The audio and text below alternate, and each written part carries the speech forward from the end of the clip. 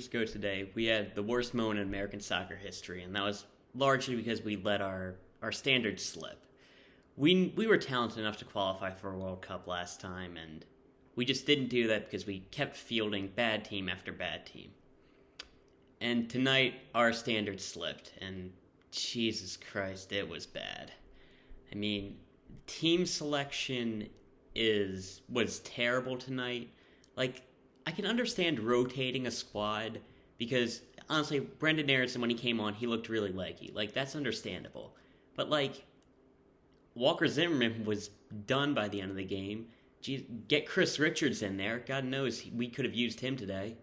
I mean, Paul Arriola still played. We don't know. Matthew Hoppe could have been useful. You put Yunus Musah out there, which, great player, but he's somebody who's coming off an injury. Why was he the one included? So, I don't know, man. Team selection was really poor. I mean, when you put Sebastian Lletget and Kellyn Acosta into the team, both of them have, their positives are far outweighed by their negatives. They have some, but they can't keep possession in the game. Sebastian Lletget, he gives the ball away too much. Kellyn Acosta, he gives the ball away too much. Just every MLS lifer player we have, their first touch isn't good enough. Paul Arriola, Gyasi Zardes, not good enough. Hell, Matt Turner, he needs to get better with his feet. That's something that we gotta stop overlooking that. Man, everything about this game was pretty poor. I mean, our attack, lifeless. I don't know why we didn't press this team, because it was all fresh legs. We should have been able to press these guys. And when we did, the slight amount of times that we did, it was working. Panama was giving the ball away so much. We decided not to press them. I can't tell you why. Man, the midfield, I mentioned that already. We always talk about balance in the midfield. I feel like that's just a buzzword we use. But what I think about that is you have to have enough creativity and defensive ability in the midfield at the same time, which I feel like is understandable. Sebastian Lletget offers nothing defensively. Yunus Musah, he's not a defender at heart. There wasn't enough defensively in the midfield, and with how much our press was getting broken in this weak defense, everything, we were getting attacked so easily, and Matt Turner kept us in the game, and man, just really disappointing. With that own goal for Gyasi Zardes, part of me wants to say that's like a fluke, that's just kind of random. But no, this is who Gyasi Zardes is. We know when we start him, we get chaos. He might score by tripping his own feet and chesting the ball into the net. He might do something like this. We knew this was going to happen when we put in Gyasi Zardes. So this is expected. The defense, very inexperienced. Mark McKenzie, I love the dude, but he has been so inconsistent under bright lights. And, when he's so inconsistent, at that point, experience doesn't matter. Why not start Chris Richards? George Bello, nobody was feeling confident in him going into this game. He's going to be a very good player. I like George Bello. But we had Joe Scaly on standby. Why was he not called up?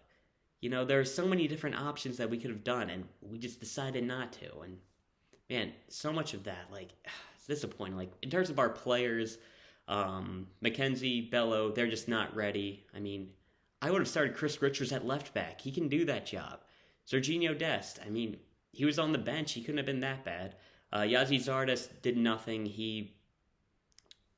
You want to have guys who are if a striker's in form, you want to be able to call them up. And that's why he shouldn't have been there. Ricardo Pepi was that in-form MLS guy. Jordan Pefok has been killing in the Swiss League.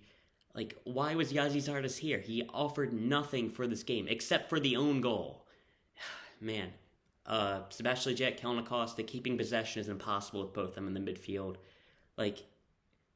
It would have... the thing that I'm frustrated about is this is stuff that I've been saying for months now. Honestly, maybe even years.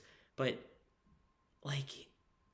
and it just happens again and again. What was the expectation?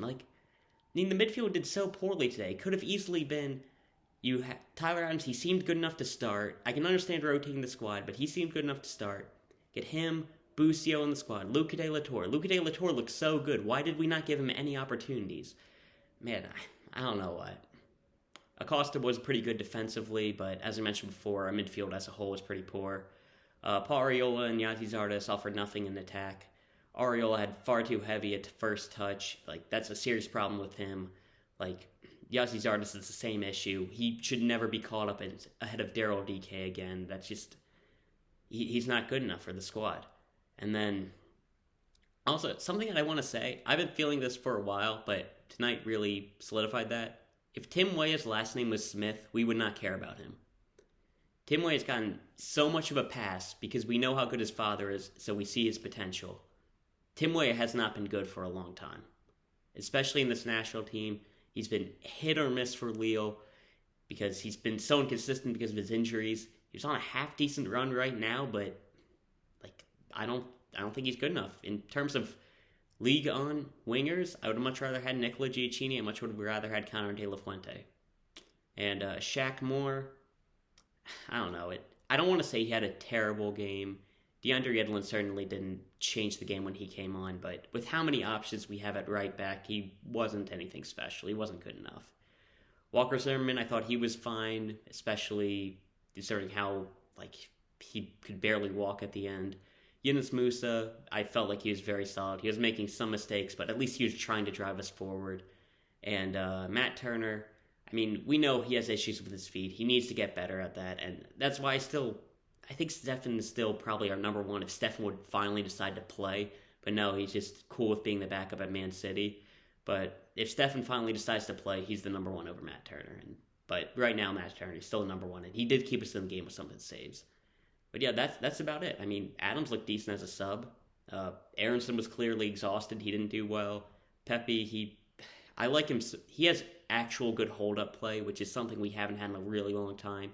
And I value that, but not the greatest performance. And he didn't have too much time to do anything. DeAndre Yedlin didn't make a difference. And Cristan Roldan should not be in the squad altogether. He's not good enough for this team. I don't know why he continues to be called up. I don't know why we play him at right wing.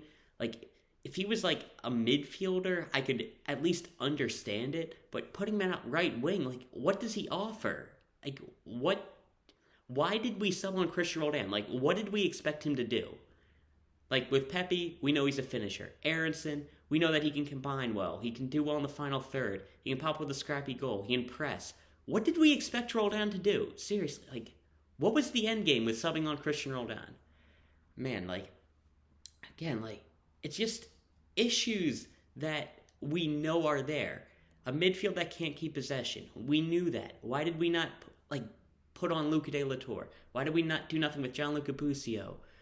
Why did we not start Tyler Adams if he had enough in the tank to come on at halftime? I think he could have gone 60 minutes, and if we were up, you can sub on Kellyn Acosta. Man, Acosta, he's good he's a role player for us. You sub him on late for him to defend the game, but he can't start. He's not good enough. But yeah, Luca de la Torre was so missed during this game. I don't know why. He isn't given an opportunity, and Jesus Christ, these guys with experience, I don't know what experience means anymore with these guys, because it's just failing to qualify for the World Cup. Is that what we want out of these guys? Because that's happened again. These guys failed again, the average MLS players.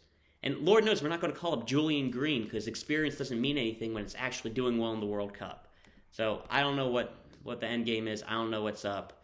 And Berhalter, it's we identify issues, and then he disregards it, and then it happens. If I'm able to see this stuff off of, this is nothing, did this result surprise anybody when we saw the lineup? I don't know. It was really disappointing, and we really have to stop relying on a lot of these MLS players, and you just got to give it up and move on. We should have moved on from a lot of these guys 4 years ago. Well, now's the best time. That's really all I have to say about this game. That's it. See ya.